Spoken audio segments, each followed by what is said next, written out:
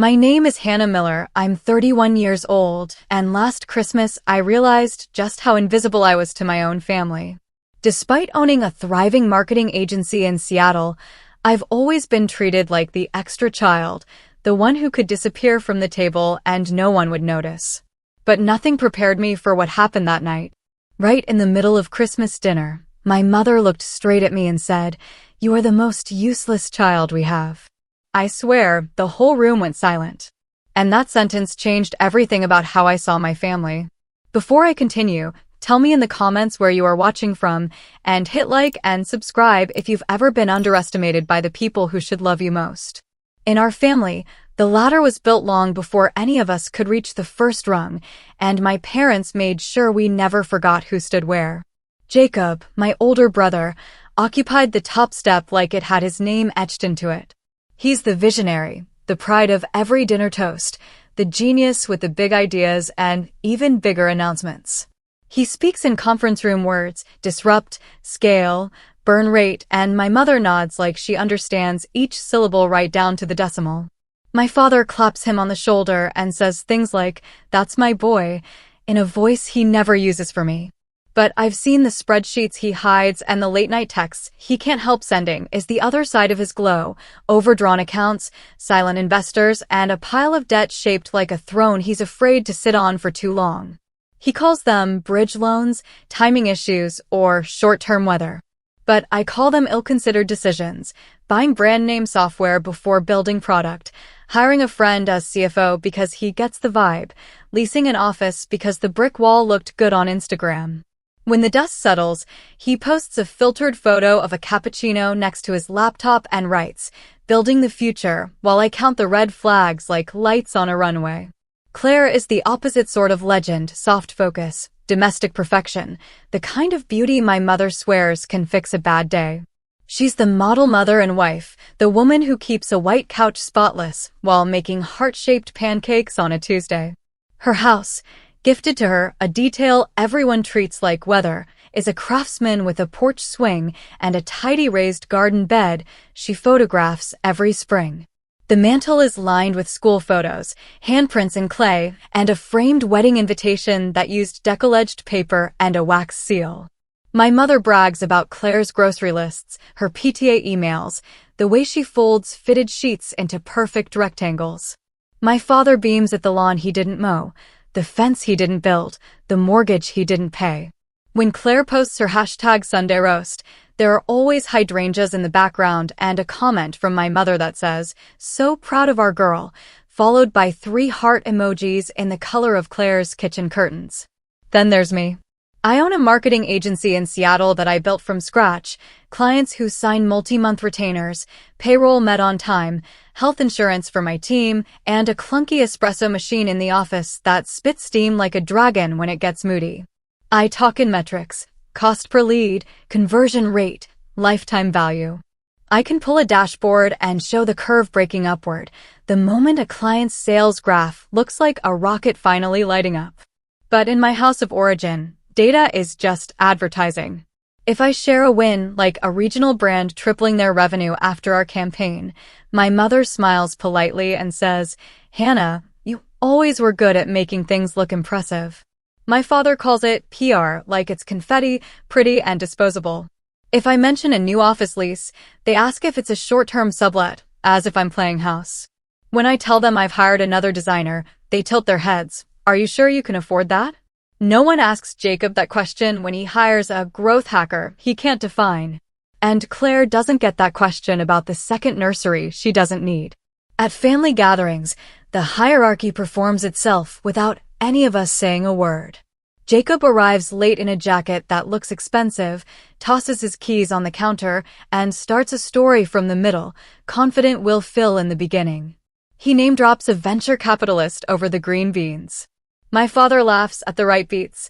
My mother refills his wine like she's watering a prize-winning plant. Claire floats through in a soft cardigan, hair in a glossy knot, producing appetizers that look like a magazine spread. She murmurs about the kids' reading levels and the neighbor's dog and the volunteer sign-up sheet she's just coordinating. When I arrive, I'm usually carrying something practical, salad, dessert, a stack of napkins, because it's easier to enter a room with my hands full. I put the dish on the table, make myself useful, and wait for someone to ask about my week. But mostly they don't. My mother tells people that Jacob is building an app that will change how we live, even though she can't explain what the app does. She tells them Claire's home is so inspiring and her children so advanced that the kindergarten teacher pulled her aside. She tells people I do advertising, not run a company, not have employees, not sign contracts. Just do advertising, like I'm sticking flyers on windshields in a mall parking lot. Once, a neighbor asked how business was going, and before I could answer, my mother placed a hand on my arm and said, "Oh, you know Hannah, always great with the presentation." She could sell sand at the beach. She meant it as a compliment, but it landed like a paper cut. If I ever try to correct the narrative, gently, carefully, my father chuckles and says, "Don't be sensitive."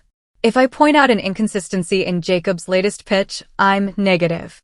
If I acknowledge how lucky Claire was to receive a house outright, I'm jealous. It's amazing how fast you can be assigned a role and how long you can wear it, even when it chafes. Some days I wonder if I could walk in with a trophy the size of a dishwasher, and they'd ask if it was a prop. Other days I stop trying to prove anything and simply take mental notes. Who talks over whom? Who gets refills without asking? Who is asked to set the table even when she's wearing heels? To be honest, I just want acknowledgement that the ladder exists. That I have climbed something too, even if the rungs were hidden and splintered. So, money became the language I spoke when words failed in my family, and I was fluent long before anyone realized. While Jacob polished his pitch decks and Claire ironed linen napkins for her themed dinners, I learned how to wire funds at midnight, how to negotiate hospital billing codes, how to smile when the receipt had my name, but the gratitude had someone else's. It started small, a temporary loan here, a quick favor there. Before long, I was the emergency fund with a pulse. My father's pickup was the first big rescue. He wanted a reliable truck for your mother's sake, which is how he frames every purchase he's already decided to make. The dealer talked him into a model with chrome mirrors and a monthly payment that looked harmless on paper and lethal in a real budget. I watched him sign while pretending not to calculate the interest. 2 months later he called, breathless, banks being a little dramatic. Translation: delinquent. I met the finance manager myself, cut a cashier's check for the arrears, and quietly refinanced at a sane rate using my credit score and my mailing address. When he drove away in that gleaming truck, he hugged me hard and said, "God provides." I nodded, because arguing with theology in a parking lot feels like throwing pebbles at a train. Claire's turn arrived in the soft lighting of a maternity ward. Her birth plan was all essential oils and playlists until the insurance coordinator appeared with a clipboard. Deductible, coinsurance, out-of-network anesthesiologist, words that were not on her Pinterest board. She had the baby in her arms and panic in her eyes, and I did what I always do, opened my laptop and my wallet.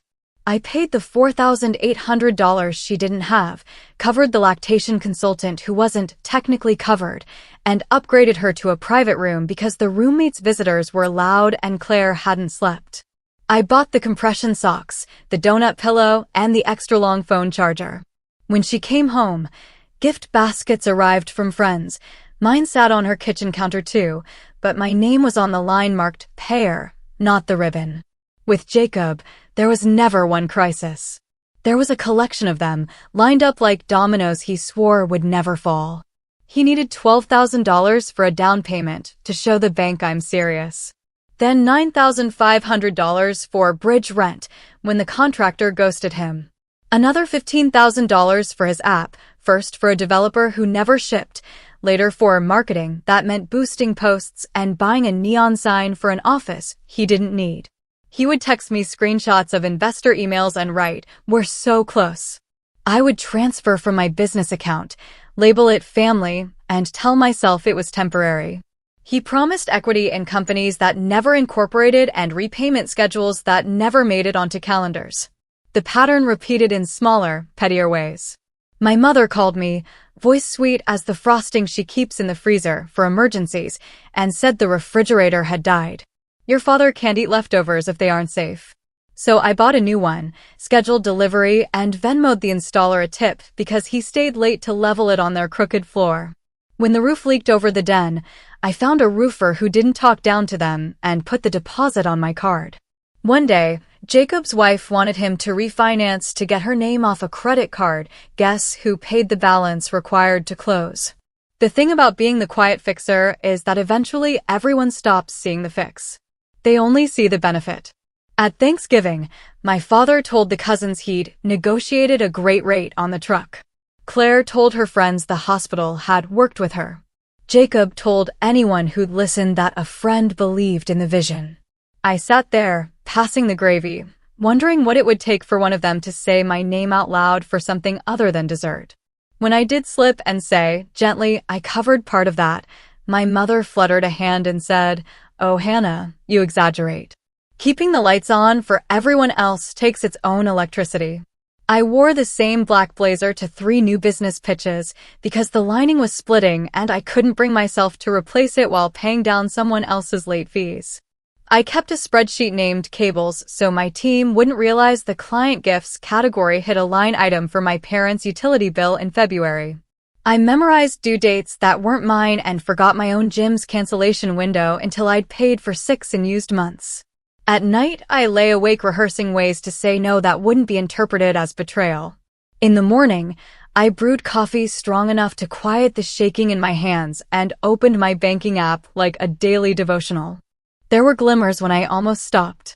The day Claire texted 3 heart emojis and wrote, "You're the best sister," after I zelled the pediatric copay, then followed with, "Also, can you watch the kids Saturday?" The afternoon Jacob promised to pitch me as CMO, pro bono for now. As if I hadn't already been the unpaid marketer for his messes. Each time, I swallowed the lump in my throat and told myself I was investing in family the way other people invest in futures. And each time, the return was silence. If you asked me why I kept doing it, I'd tell you habits are just choices that forgot how to stop. I told myself they would see me eventually, that gratitude might bloom like those late spring hydrangeas outside Claire's porch. But it didn't. By early December, Seattle had that wet, electric chill that sneaks under your coat and sits on your bones. The streets glowed with reflected neon from coffee shops and the red blink of crossing signals, and I decided stubbornly that this Christmas would be different. Not louder, not meaner. Just visible. I wanted to walk into my parents' house and have the room register me. Not because I paid for anything or I solved anything, but because I arrived as myself. So I made a plan the way I make a campaign. Goals, budget, timeline. I opened a new note on my phone labeled Christmas, but make it Hannah, and started listing gifts that felt intentional, generous, and unmistakably from me. For Dad, I chose a Swiss-made field watch with a black dial and a canvas strap tough enough for his weekend projects. He always checks the time by tapping his empty wrist, embarrassed that he uses his phone like a teenager. The watch felt like an upgrade and a kindness. For Mom, I ordered a cobalt blue stand mixer with every attachment. She bakes out of stress and pride, and her old mixer rattles like a train. I pictured her lifting the gleaming head, surprised, then pleased, and I wrote the gift message 3 times until the sentence sounded like love and not apology. For Claire, I put together a basket that looked like a boutique window, a silk robe and soft blush, a weighted eye mask, a spa certificate, and the fancy hand cream she always sniffs at the register and then puts back. For her kids, I splurged on the Lego set that turns into a robot and a fire station, and the illustrated atlas with stickers you can move around the world. I added a tiny gold locket with 2 slots, one for each child, because I knew she'd cry at that. For Jacob, I chose something that could not be translated into cash, a leather briefcase with his initials embossed, a hardcover of No Pain, No Gain, and a note that said, "For the real work." It was a nudge disguised as elegance. I scheduled a hair appointment at the salon in Capitol Hill that does soft, expensive-looking changes, subtle caramel balayage, a trim that made my ends look intentional, then a blowout into glossy waves that actually survived the drizzle. The stylist handed me a mirror and asked, "Too much?" I shook my head. Exactly enough. I booked a manicure in the same afternoon, short, almond-shaped, A clean red called Holiday Chili that looked like I might reach for a wine glass and a contract at the same time. The dress took longer. I wanted color, no more disappearing into charcoal and navy. I tried emerald velvet and felt like a sofa. A metallic slip made me look like a disco ball. Then I zipped up a bright, structured crimson dress with a square neckline and sleeves that hit mid-forearm. With nude heels and a thin gold chain, it was really confidence. I twirled once in my bedroom and watched the skirt settle like it knew exactly where it belonged. I tossed my battered tote onto the donate pile and bought a small leather crossbody that held just a wallet, keys, and lipstick, enough for a guest, not a fixer. I wrapped each present at my dining table with a care that bordered on ceremony. Brown craft paper, velvet ribbons in jewel tones, wax seals I ordered on a whim. I handwrote tags in black ink, practicing names until the loops looked calm. I tucked receipts into a folder marked "No returns needed," even though I knew the folder was for me, not them. I queued a playlist for my drive, a mix of old soul Christmas tracks and quiet indie songs that sounded like snow falling on pavement. I baked my contribution to dinner, brown butter pecan pie with a bourbon whip, and slid it into a new ceramic pie dish I planned to leave behind, a quiet signature in the cupboard. My husband Mark watched all of this with his familiar half-smile, leaning in the doorway with a mug that said "Creative Director" in a font he hates, but drinks from anyway. He held the ribbon spool while I cut and passed me tape when I got stubborn about invisible seams. He tasted the filling, closed his eyes, and said, "You know, you could sell this." When I pulled the dress from its garment bag and held it against me, he whistled low, the kind of approval that lands as companionship, not appraisal. I practiced walking in the heels on my hallway runner while Mark timed how long it took to get from my car to the door without destroying the hem in a puddle. He offered to carry the gifts. I told him I wanted my hands free. "For what?" he asked, amused. "For being seen," I said, only half joking. I packed a small emergency kit, lipstick, ibuprofen, a phone charger, a safety pin, a stain stick, and slid it into the crossbody like a talisman against the small kinds of chaos that make you feel less composed than you are. I cleaned our apartment the way you do before a trip, even though it was just a day. Fresh sheets, dishwasher humming, a candle burning down to a safe pool. I wanted to come home to quiet that felt earned. I double-checked the pie, the gifts, and the directions. Then I texted Claire a simple, "What time should we arrive?" and she sent back a smiley face and "Come hungry." As I clicked the final ribbon into a perfect bow, Mark came behind me, rested his chin on my shoulder, and looked at the line of gifts like a little city. "You're so cool," he said softly, and I felt the words land in my spine like warmth. "It's time to show them who you really are." I didn't answer right away. I breathed in the cinnamon and butter and paper and the faint, clean scent of my hair, and for the first time in years, I imagined entering that house without shrinking. I pictured putting the pie on the table, placing the gifts under the tree, and sitting down like a guest, not a utility. I slid the dress back into its bag, zipped it to the top, and smiled at him in the reflection of my window. My parents' house looked like a catalog page, warm lights combed across the porch railings, a wreath with velvet ribbon centered on the door, candle bulbs glowing in every front window. Through the glass, I could see the blur of people moving, the flicker of the TV on mute, and the shine of a polished banister my father always bragged about refinishing himself. The driveway smelled faintly of wet pine and cold air. I balanced the pie and the gift bags, adjusted my coat, and reminded myself to breathe. Mark squeezed my shoulder, and we stepped inside. The entryway was crowded with coats and voices. Somewhere a holiday playlist hummed, crooners and jingles my mother rotates every December. My father walked in from the garage wiping his hands on a dish towel, eyes bright. "There she is," he said, and kissed the air near my cheek before his gaze slid past me to the packages. "You didn't have to bring so much." It was said lightly, the kind of comment meant to sound generous and land as a tiny reprimand. I smiled anyway and handed him the pie. He took it, already turning to shout toward the kitchen. "Ellen, put Hannah's pecan in the warmed oven." Claire appeared next, swan-like in a cream sweater and earrings that caught the light. "Wow, "You look amazing," she said, and I could tell she meant it, which made me absurdly grateful. Her kids wrapped around my legs, sticky with gingerbread and excitement. I hugged them, smoothed messy hair, and set their gifts near the tree. Jacob breezed in with a hug that felt like a party trick. He tapped Mark on the back, threw one arm over my shoulder, and announced to the room that he'd just gotten off a call with a partner in Austin. He didn't specify what kind of partner. Like he never does. The living room was set like a stage. The tree brushed the ceiling, dripping with glass ornaments my mother keeps in tissue and tells stories about. First Christmas together, babies first, the one from the trip to Santa Fe they planned for 3 years and took for 4 days. The mantel held stockings with our names in gold thread. Mine hung a little to the side, between Claire's kids, as if it needed an anchor.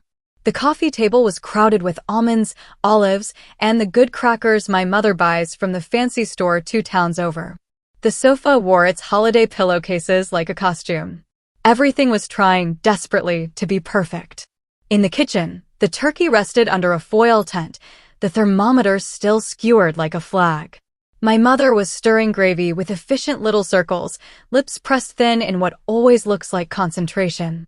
When she saw me, she smiled the way you smile at a neighbor you like. "You're late, honey," she said, though I wasn't. I was right on time. Then, to Claire, "Did the vinaigrette emulsify for you?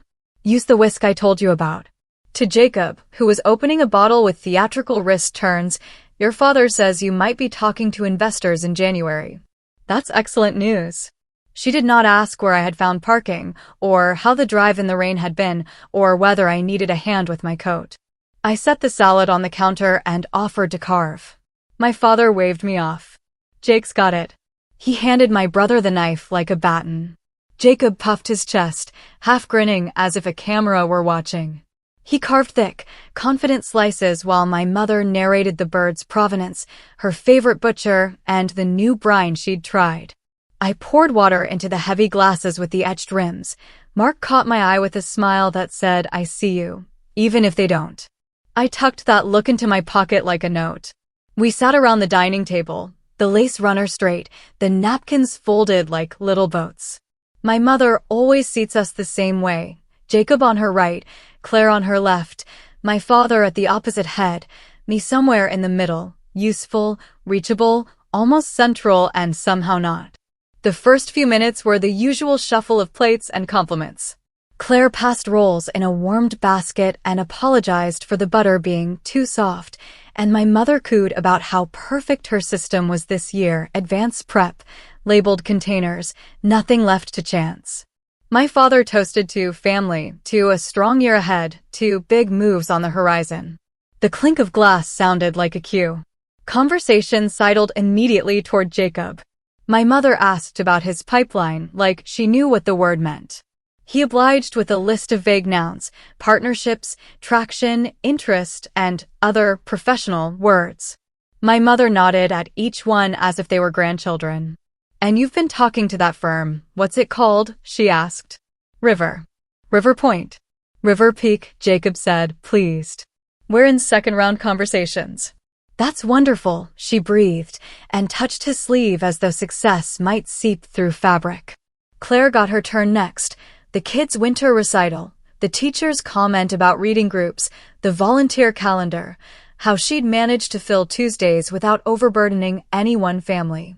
My mother listened like Claire was reading from scripture. "Of course you organized it," she said. "You're a natural at these things." She asked about Claire's wreath-making class, the new curtains for the front room, the nativity set she found at the church bazaar. I tried not to notice the way my mother's eyes slid over me when I spoke, like light missing a corner. When my father asked, "Hannah, you still in that WeWork?" I answered yes, we'd outgrown it and moved into our own space. He nodded, distracted. My mother was already reaching for the gravy boat, asking Claire whether she needed more. Jacob dug into the potatoes and launched into a story about his team. Mark asked me, quietly, about a client's holiday campaign. But my mother interrupted with a reminder not to get mashed potatoes on the tablecloth because it's real linen. I could have taken the easy route and gone silent. But I offered up a small moment anyway, like a token. We'd hit a milestone this quarter. A client was hiring, expanding. My mother smiled in my direction, the way you smile at a child retelling a school day, and said, "Well, that's advertising for you." She turned to Jacob. "Meanwhile, your brother is building something real." The laugh around the table was casual, affectionate, and it stung more for being so effortless. I sipped water. Claire, to her credit, reached for my hand under the table and squeezed. Then she let go quickly, as if touching me too long might look like choosing. My mother asked Jacob about a podcast he'd been on. He hadn't, but he said he'd been invited. She gasped as though the invitation itself were a trophy. She told my father to take another thigh piece because he always gets too lean a cut and then blames the cook. Then she reminded Claire to save room for pie. Hannah brought her pecan, but the sentence made it sound like I had remembered to bring napkins. There is a particular exhaustion that comes from being smiled around. I watched my family perform itself and felt like I was sitting behind the curtain, seeing the ropes and pulleys. The lights were warm, the table pretty, the food genuinely delicious. And yet, it all felt brittle, like one wrong word could crack it. It happened between topics, between Claire explaining how to get wax out of a table runner and Jacob teasing my father about the neighbor's inflatable snowman. My mother reached for the salt, paused, and looked at me for what felt like the first time that evening. Her eyes traveled from my hair to my dress to my necklace, then back to my face. I braced, without knowing why. "You know," she said, conversationally, "I was thinking about how different you three are." She laughed a little, like she'd told a joke to herself. "Jacob is our dreamer, always out there making things happen. Claire is the heart of the family, steady, generous, the best mother I've ever seen." She turned her palms up, a gesture of balance. Then she tilted her head at me as if assessing a stain. "And Hannah," she stated. The table quieted by accident, like even the room was curious. The tree lights blinked their patient rhythm. I could hear the heater kick on, the faint click of the vent. "Hannah," my mother repeated, as though trying out the shape of my name, "you're the most useless child we have." She delivered it with the same tone she would use to recommend a good butcher. "Always have been," she added. The last fork clinked against a plate, and then didn't move again. The radio slipped to the end of a song, and the next one started too loudly. I felt the heat rise under my skin until even my earlobes burned. My father's mouth opened and closed once like a hinge. Claire's eyes went wide, then flicked to her plate. Jacob's hand hovered above the gravy boat, suspended in the air, as if he'd forgotten how to set something down. I didn't slam my fork down or raise my voice. I stood, smoothing my napkin like I was folding an envelope, and felt the room tilt toward me. When I spoke, it was steady enough that even the ornaments seemed to listen. "Then stop calling me when you need a new refrigerator, roof repairs, or when Jacob loses his house again." The sentence hung there, oddly gentle, as if I'd set it on the table next to the gravy boat. I watched the words land on my father's forehead, wrinkling, on Claire's hands, freezing around the roll basket, on my mother's mouth, tightening one careful notch, on Jacob's jaw, which twitched as though he'd swallowed a stone. A breath went around the table, a soft circle of surprise, and then the quiet deepened into something you could almost pour. "I'll make it easy," I said, and I set my palms flat on the linen so my hands wouldn't shake. "Dad, that truck you love?" "The finance company called me, not you." I drove to the dealership, paid the late fees, refinanced it under my credit so they'd stop threatening repossession. "You told the neighbor you negotiated a great rate." "You didn't." "I did." My father blinked, as if a draft had touched his eyes. He opened his mouth, then realized there was nothing inside it that would help. "Mom," I continued, turning without looking directly at her, "the refrigerator that died in the night in August? I bought the replacement. I scheduled the delivery, tipped the installer when he had to shim the back legs because the kitchen floor slopes. When the roof leaked in the den, I put the deposit on my card for the roofer you like because he calls you ma'am and wipes his feet. When the dishwasher flooded, it was my card again because the plumber said he wouldn't come back if it was a check this time." My mother's face went very calm, the porcelain plate of it immaculate. "We would have handled it," she murmured, but even she sounded like she didn't believe her own line. I took a breath and let it out through my nose. "Claire," I said more softly, at the hospital when the billing coordinator brought the clipboard, deductible, coinsurance, the anesthesiologist who wasn't in network, I paid it. The $4,800 that wasn't in your checking account, the lactation consultant who came on Sunday and only takes Venmo, the private room because the roommate's family had 6 visitors and you hadn't slept. I bought the compression socks and the long phone charger when your battery didn't make it through the night. And you simply texted me 3 heart emojis. Claire's eyes flooded so fast it made my throat hurt. She nodded, once tiny.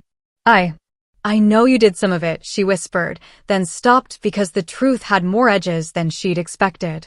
And Jacob, I said, and his name tasted like a penny. He stared at the gravy boat as if he could dive into it. Down payment? I wired $12,000, just to show the bank you're serious. Bridge rent when the contractor evaporated, $9,500. The first developer who took your money and never shipped. I paid his last invoice because he threatened to sue you and you were too embarrassed to tell anyone. The marketing push that was mostly boosting posts and a neon sign for an office nobody visits, that was me. The mortgage payment last month so you wouldn't get the 3rd notice in a row and scare your wife, that was me too. I let the number be very clear, each digit like a bead clicking into place. The last transfer was $15,000. His head dipped, not a nod, more a collapse. Shame spread up his neck in a slow, certain bloom. In the glass of the dining room cabinet, I saw his face go the color of the cranberry sauce. He tried on a rescue phrase Han, and then took it off again, realizing it didn't fit. Before you call me dramatic, I said to no one and everyone, I can show you. Transfers. Confirmation emails. The note that says family in the memo because I didn't want a paper trail to feel like a court case. I reached for my bag, but didn't take out the phone. I didn't need to. The truth was its own ledger. My father cleared his throat and found a word. Why? It wasn't angry, more bewildered, as if something had been moved in the garage and he couldn't remember where it belonged. Because every time there was a crisis, I was the number you dialed, I answered. Because it was faster to fix it than to listen to us argue about whether it was really a problem. Because I thought that if I just kept the floor from falling out, one day you'd look down and notice I was holding it up. I straightened. The dress's seams felt like a backbone. The room had gone colder, or maybe I had shed the part of me that was always sweating to keep everyone else warm. You called me useless, I said, finally meeting my mother's eyes. But when the appliances broke, when the minivan needed tires before the first snow, when a mortgage was about to hiccup itself into default, who did you call? You called me. My mother's spoon clicked against her water glass. Hannah, she said with a smile that didn't reach anything, you're exaggerating. We've always managed. You've always had me, I said, and the sentence didn't shake. You just didn't see it. I turned slightly so I could put each piece back where it belonged. The turkey steamed in the center of the table like a forgotten planet. The tree lights blinked without noticing they were illuminating a scene from a different genre of family movie than the one my mother had set. I could feel Mark beside me, very still, but I kept my focus on the 3 faces that had choreographed my life since childhood. I am not saying this to humiliate anyone, I added, and realized I meant it. I'm saying it because you labeled me wrong and then built a whole house on the label. And I'm tired of paying the mortgage on a story that erases me. Jacob whispered, almost too low to hear, I'm sorry. The words were raw, like he'd bitten into them. He stared at his plate. His shoulders rounded, the performance falling off him piece by piece. I don't need sorry, I said, though I did, and it brushed past us like a draft. I need accuracy. My father pushed his chair back an inch and then pulled it forward again, a man practicing movement. He blinked at me, uncomprehending and exposed. My mother lifted her napkin, dabbed at a lipsticked smile that had started to crack, and arranged it again as though keeping the crease straight might restore the picture. You can keep calling me names if you want, I said quietly. But you can't do it and also call me every time something needs fixing. Pick one. The heater kicked on and the vent clicked. A thread of gravy ran from the ladle onto the runner and pooled there, a small brown comet we all watched without acknowledging. Claire swiped it gently with her napkin, not meeting anyone's eyes. Her voice trembled. I didn't know it was all that, she whispered. I should have asked how to pay you back. I never asked you to, I said, and my chest ached with the truth of it. Maybe that was my mistake. I let my hands slide from the table, and the room's air felt different against my palms, like a door had opened somewhere.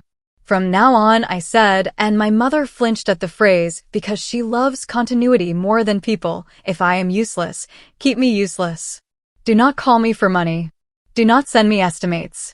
Do not route emergencies through the person you think doesn't matter. Jacob nodded once, eyes still down. The shame on his face wasn't performative. It looked heavy, honest. But no one else spoke. The silence was finally the right size for me to stand inside. At first, there was only the sound of the heat rushing through the vents, like the house itself had taken a breath and didn't know what to do with it. Then the arguments began, not loud right away, but jagged little shards of voices slipping over one another. My sister-in-law turned to Jacob with a look I'd never seen on her before, something colder than anger and sharper than fear. She had been cutting turkey for the kids, quick efficient slices, and the knife hovered above the plate as if it had forgotten its gravity. Is that true? She asked him, voice low. All of it. When he didn't answer, she set the knife down with care and pressed her fingers to the bridge of her nose, as if the numbers themselves were pounding there. The mortgage notice, the developer, the sign, you told me you had it under control. Jacob stared at the table runner, jaw working. I was protecting you, he said finally, which was his favorite synonym for hiding. It was temporary. We're close to a round. I didn't want you stressed during the holidays. She let out a short, cracked laugh. You didn't want me informed. The words were precise.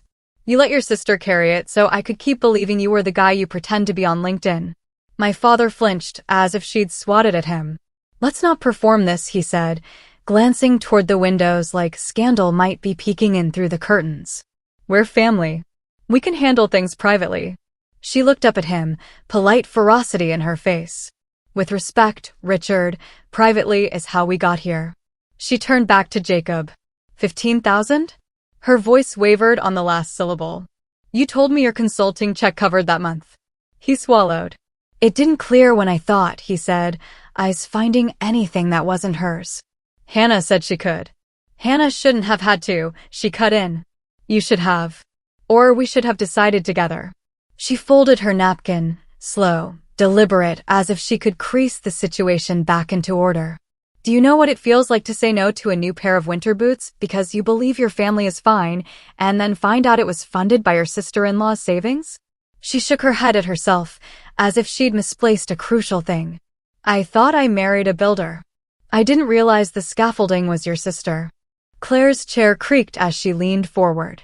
Her face was blotchy, the way it gets when she's trying not to cry because crying would smudge the work she did to be composed.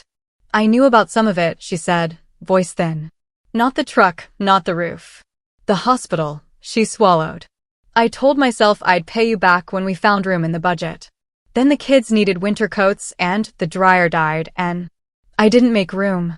I just kept relying. She looked down at her hands, then back at me, quicker than she could hide the guilt. It felt like you could handle it better than I could. That became the excuse. So you knew, my mother said to Claire, but her tone spared Jacob and scraped me. You all let her catalog these things. She made a little circle in the air as though pointing at dust. This is what happens when people keep lists. This is what happens when people keep secrets, my sister-in-law said, so softly I almost missed it. My father pinched the bridge of his nose, then dropped his hand and stared at me like I had moved a wall in a room he'd memorized blind. I didn't know, he said, and for once there was no defensiveness in it, only bewilderment and something like shame's older brother. I didn't know about the bank, the roof, any of it. Your mother, he stopped when my mother shot him a look. He started again, slower. We should have known. You could have asked, I said. Any of you. Jacob finally looked up. The bravado had drained out of him, leaving a color I recognized from the mirror. He glanced at his wife, found no shelter there, and looked back at me. I'm so ashamed, he said. I told myself success was right around the corner. I told myself a lot of things. Claire reached for his wife's hand across the table and got air instead. My sister-in-law was busy building a small fortress out of breath and composure. My mother reached for her water glass, missed it, then found it. She smoothed her napkin as if the fibers needed calming. She smiled at me as if to charm the word out of existence. Hannah has always been very good at making things larger than life. Mark's chair made a quiet sound as he shifted, and the hairs rose along my arms because I could feel a pressure change in the room, like the sky goes dark before thunder. He had been still through all of it, a warm solidity at my side, eyes tracking, jaw set. He put his palms on the tablecloth, pushed his chair back, and stood. It signified a catastrophe. Enough, he said, not loudly, but it rang. Every head turned. He looked like someone about to present to a skeptical board, a posture I knew, the easy stance of a man who has nothing to prove and everything to say. You don't have to like me, he began, eyes on my parents, then Jacob, then Claire, but you should know who you're talking to when you talk about Hannah. He glanced at me for a heartbeat, the kind of look that says I've got you, and then went on. Hannah built a business, he said, precise. She didn't get handed one, she didn't marry into one, she didn't pretend one into existence. She hired people and keeps paying them. She covers health insurance. She mentors interns who don't have safety nets. She spends her Saturday mornings at that community center on Rainier teaching high school kids how to make portfolios so they can get real jobs in design instead of just scrolling through other people's lives. She sponsors 2 little leagues that were going to fold because their uniforms were falling apart. Last month, she ran a pro bono campaign for a shelter so they could find homes for older dogs before winter. She gives people jobs. And you don't even know who she is. And you call yourselves a family?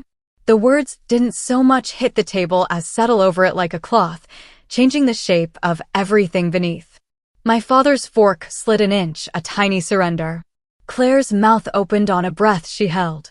My sister-in-law pressed her fingers to her lips, eyes wet and very awake. Jacob stared at Mark like he was looking at a portrait of a man he wanted to be and didn't know how to start. My mother stopped. Mid-breath, mid-blink. The first defense, the smile, the pretty pivot, the cooling phrase did not arrive. Her eyebrows lifted and stayed there, a surprised arch that made her look suddenly younger and also strangely unfamiliar. She looked at me as if Mark had introduced us properly for the first time. Mark, my father tried, reaching for a tone that would sound paternal and found one that sounded porous. We appreciate you, advocating. But you don't know the history. Mark's reply was calm. I know what I've watched for 2 years, he said. And I know that tonight, when your wife called the person who paid your bills useless, not one of you corrected her until you were forced to buy facts. He eased a hand toward me, not touching, just there. You keep asking for Hannah's money without ever asking for Hannah herself. That's the part that's breaking her. Not the dollars. The erasure. My sister-in-law exhaled hard. He's right, she said, tipping her head toward Mark like she was acknowledging a referee she didn't want to meet but had to respect. She looked across at me. He's right, and I didn't see it because it benefited me not to. That's on me. Claire nodded, her voice finding itself. On me, too, she added. I liked believing the version where I'm competent and gracious and never need help. It made me feel safe. Meanwhile, when I did need help, I handed the bill to you and told myself it was temporary modesty. She pressed her palm to her sternum the way she does when she's trying to slow her heartbeat. I'm so sorry, she said again, steadier this time. The tree lights blinked without comment. My mother's lips parted, then closed, then parted again, a fish pulled briefly from water, surprised by air. For once, there was no line ready, no tidy bow to tie around an uncomfortable parcel. She looked at Mark with a complicated expression I couldn't read, pride's cousin, maybe, or the embarrassed recognition of having been seen from an unflattering angle. I knew we were done the moment the room went quiet after Mark's words. I slid my chair back, stood, and reached for my coat hanging on the banister. Mark understood before I said anything. He rose, gathered our scarves from the crowded hook, and tucked the pie dish back into its carrier with the tenderness of someone packing a bandage. No one moved at first. Then chairs scraped at once, a flock startled. My mother found her voice and launched it like a plate. Where are you going? We are in the middle of dinner. Don't you dare make a scene in my house. Her tone was the old one, the management voice, as if volume could rewind the night. We're leaving, I stated, sliding my arms into the sleeves. My hands shook, but my voice didn't. I looked at each of them, the faces I knew better than my own reflection, and let the truth sit clearly between us. I'm not your ATM, and I'm not going to pay for your needs anymore. It landed like a gavel.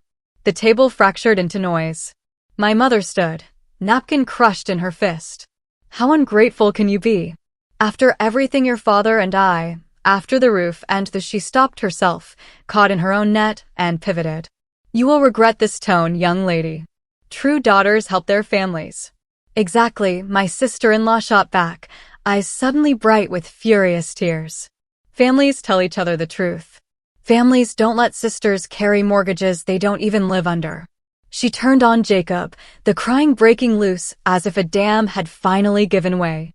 You let me think we were fine. You let me plan vacations with your mother, and you smiled at me over cereal while your sister wired our life into place. She covered her mouth with one hand, shoulders shaking. I don't even know what part of our life is real right now. Jacob stared at the runner, jaw working, then said the smallest true thing. Yeah, I understand you. My father torn between commanding and collapsing. Everyone calmed down, he barked, the old authority cracking around the edges. No one is going anywhere until we talk this through. He looked at me, bewildered and pleading. Hannah, sit down please. We can make arrangements. Like we always do. That's the point, I said, picking up the gift bags we had brought and setting aside the ones meant for the kids. I'm done being part of your arrangement. My mother stepped in front of the door like a debutante guard dog. You will not walk out of this house acting like a martyr on Christmas, she snapped. You will apologize for embarrassing your family. Behind us, chaos bloomed, voices overlapping, the tree lights blinking their indifferent rhythm. My sister-in-law's crying turned into that hiccuping sound grief makes when it trips. Claire kept talking at Jacob, anger braided tight with hurt. I slid the pie carrier's handle into my elbow, checked that Mark had my keys, and stepped closer to my mother. For a second, the distance between us was only cinnamon on her sweater and the expensive floral of her perfume. I'm leaving, I stated, calm as a fact. And I meant what I said. Don't call me for money anymore. My mother's mouth opened twice. You are being cruel, she hissed. On Christmas. We stepped past her. The hallway felt narrower than when we'd arrived. In the living room, the kids were building a tower from coasters. They looked up at the noise and then, sensing the adult storm, looked back down, small bodies inventing their own shelter. Mark placed the gifts for them under the tree with a firmness that felt like a blessing. The kids were never the problem. The cold air hit us as the door opened, and I felt something unclasp inside my chest. Mark took my hand as we stepped onto the porch, and I realized my grip had been a fist for years. We walked to the car through a snowfall of porch light and breath. Behind us, voices swelled and broke, the house a shaken snow globe. I put the pie on the back seat, buckled in, and let my head fall back against the rest. Mark didn't start the engine right away. He reached over and tucked a strand of hair behind my ear the way he does when he wants to anchor me back into my own body. Just breathe and chill, he said. Through the windshield, the wreath on the door blurred into a green circle of nothing. I stared at it and knew, in a steady, ordinary way, that leaving was not a performance, it was maintenance. Boundaries weren't fireworks. They were locks finally installed on doors that had never latched. The morning after felt like the city itself had exhaled. Rain rinsed the streets, the clouds hung low over the sound, and my apartment smelled faintly of coffee. I woke up with that strange weightless feeling you get after a storm.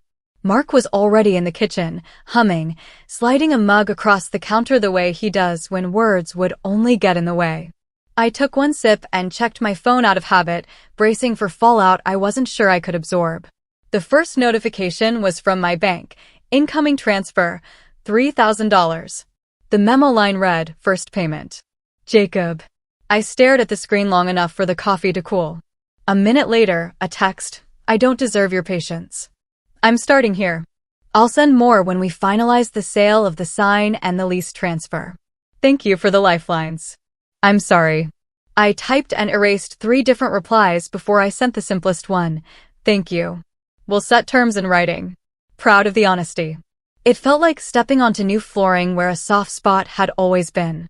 Then the doorbell rang.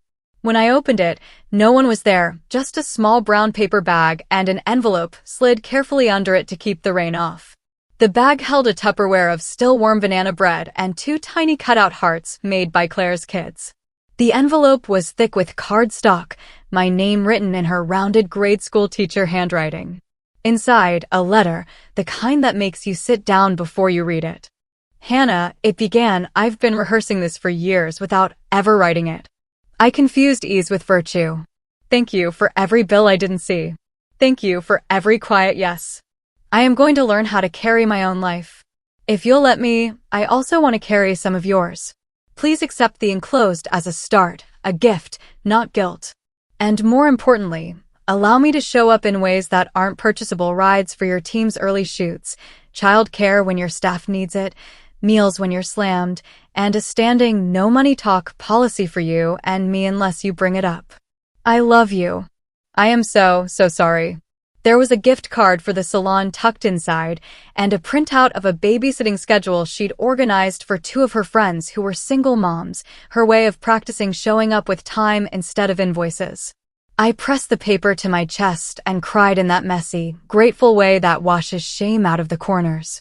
The next call came mid-morning. My father.